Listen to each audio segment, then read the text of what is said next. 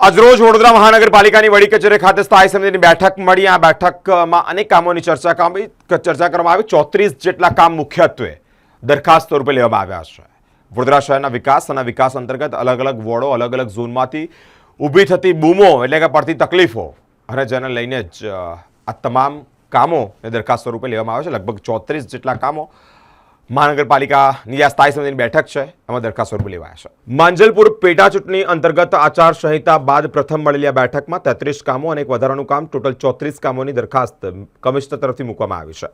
તેમાં ચર્ચાના અંતે તમામ દરખાસ્તને સ્થાયી સમિતિ દ્વારા મંજૂરી આપવામાં આવી છે। આજની આ બેઠકમાં સેન્ટ્રલ સ્ટોર, અગ્નિશમન, તાત્કાલિક સેવાઓ, બિલ્ડર પ્રોજેક્ટ શાખા, જમીન મિલકત શાખા, solid waste management, UCD project, પાણી પુરવઠા શાખા, પ્રોજેક્ટ શાખા, સામાન્ય વહીવટ વિભાગ અંતર્ગત મહત્વના કામો લેવામાં આવ્યા છે। કમિશનર તરફથી આવેલી દરખાસ્તમાં જમીન મિલકત શાખાનું એક કામ બાબતે વિવાદ પણ સર્જાતો, જેમાં શિક્ષણ સમિતિ સંચાલિત રાજા રામમોહન રાય પ્રાથમિક શાળા સૈયદનું વાસણાનું જે ચાલુ રહેલું બાંધકામ પૂર્ણ થાય તે દરમિયાન વૈકલ્પિક વ્યવસ્થાના ભાગરૂપે આ શાળાનું કાર્ય એફોર્ડેબલ હાઉસિંગ વિભાગ દ્વારા બનાવવામાં આવેલું હોય ત્યારે દુકાનોમાં કરવા બાબતે ને લઈને વિવાદ ઊભો થયો છે।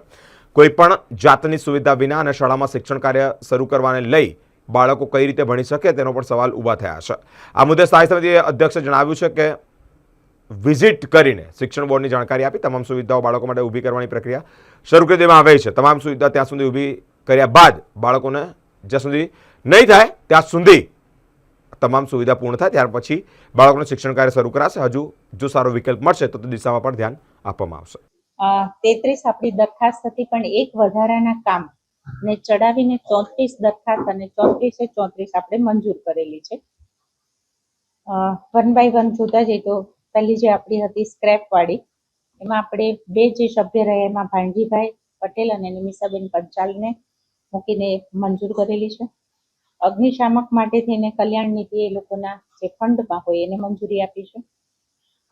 પછીના 16 નંબર જે નવીન કચેરી બનાવવાની છે એને મંજૂરી આપી છે, પણ જે આપણને સ્થળ બતાવ્યું છે દક્ષિણ ઝોન દંતેશ્વરી મનન પાર્કની સામે, પણ આ કોર્ટ મેટર ગુજરાત હાઈકોર્ટમાં હોવાથી અને જજમેન્ટ હજી આપણા સુધીનું કાગળ નહીં પહોંચવાથી 16 નંબરની કચેરી મંજૂર કરી છે, પણ સ્થળની આગળ જજમેન્ટ આવ્યા પ્રમાણે કમિશનરશ્રીની આપણે એમને સત્તા આપેલી છે કે આગળ શું ડિસિઝન કઈ જગ્યાએનું લેવું।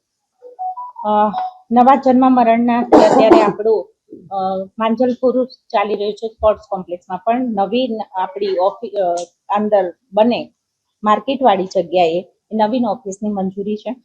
ગોત્રીવાળું ઈ ચાર્જિંગ સ્ટેશન આપણું જે ચાલી રહ્યું છે ઈ બસમાં, એની અંદર આપણે ફેઝ 2 ની કામગીરીને મંજૂરી છે। ઉત્તર ઝોનની અંદર ટીપી 1 ની અંદર એક સ્વિમિંગ પુલની મંજૂરી।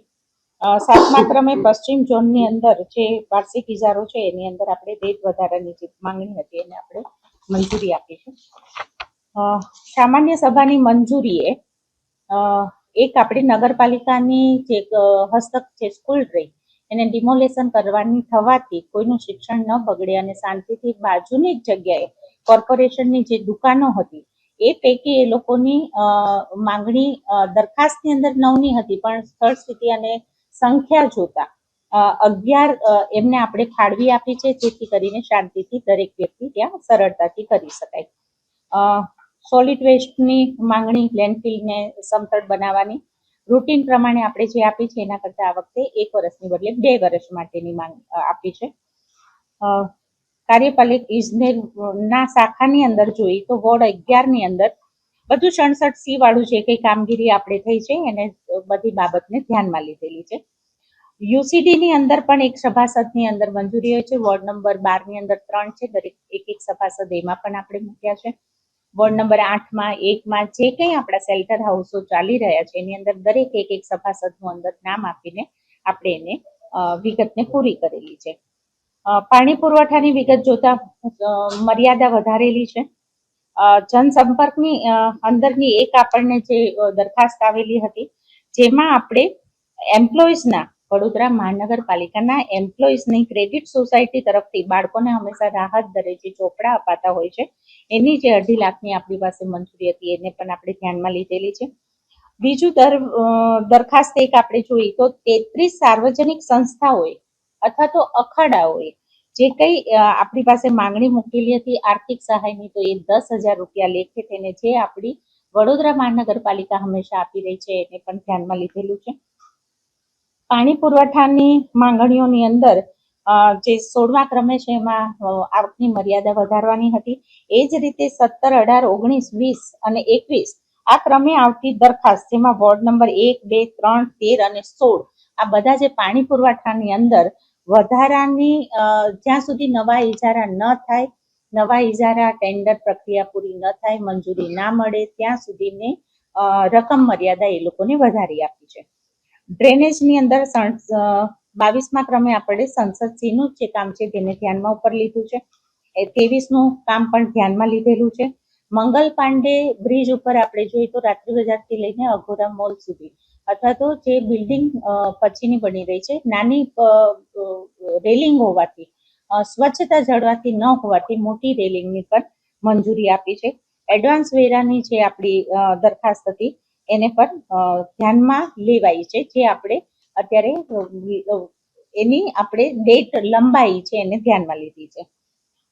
પાર્ક્સ એન્ડ ગાર્ડન તરફથી આપણને દક્ષિણ ઝોનના ટ્રીમિંગનો ઇજારો છે.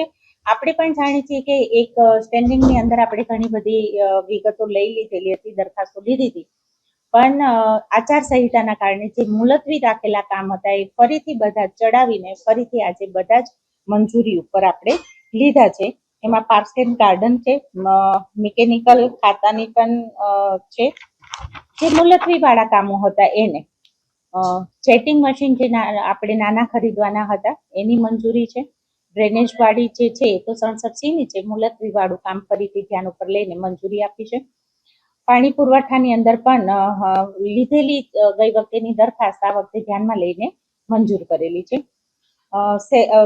આપણને જે વધારે ભરતી માટે થઈને કમિશનર તરફથી આવેલી ભલામણ 11 મહિનાના કોન્ટ્રાક્ટ બેઝ ઉપર એ વિગતવાર આપણે દરેકને લીધેલા છે. લાઇબ્રેરીની જગ્યાએ આપણે એમને ટુરિસ્ટ ખાતામાં પછી જ્યાં જેમ ફાળવવા પડે, કદાચ અતિથિ ગૃહમાં જરૂર હોય, ટાઉન હોલમાં જરૂર હોય, એ રીતે એમને મૂકવાય એ સાથે ઠરાવ કરીને આપણે એમને આપ્યા છે કે બધા જ જે રહ્યા એ ફક્ત લાઇબ્રેરિયનને પણ ટુરિસ્ટ શાખાને આપણે મંજૂર કરી રહ્યા છે. ગણવેશની અંદર ઘણા સમયથી એમની એક દરખાસ્ત હતી, નર્સિંગના યુનિફોર્મનું એલાઉન્સ ગુજરાત ગવર્મેન્ટ પાસેથી મળતું જ હોય છે, પણ આપણી પાસેથી અમુક સમયથી એ બાકી કામ પડેલું હતું, જેને ધ્યાનમાં લીધું છે. અને એક ભલામણ હતી કંઈથી એમની ટ્રાન્સફર વાળી, એ 33મા ક્રમને પણ લીધું છે. 34મું હર ઘર તિરંગા અભિયાન અંતર્ગત જે તિરંગા યાત્રા છે એને આજે વધારાની દરખાસ્તમાં ચડાવીને મંજૂરી આપી.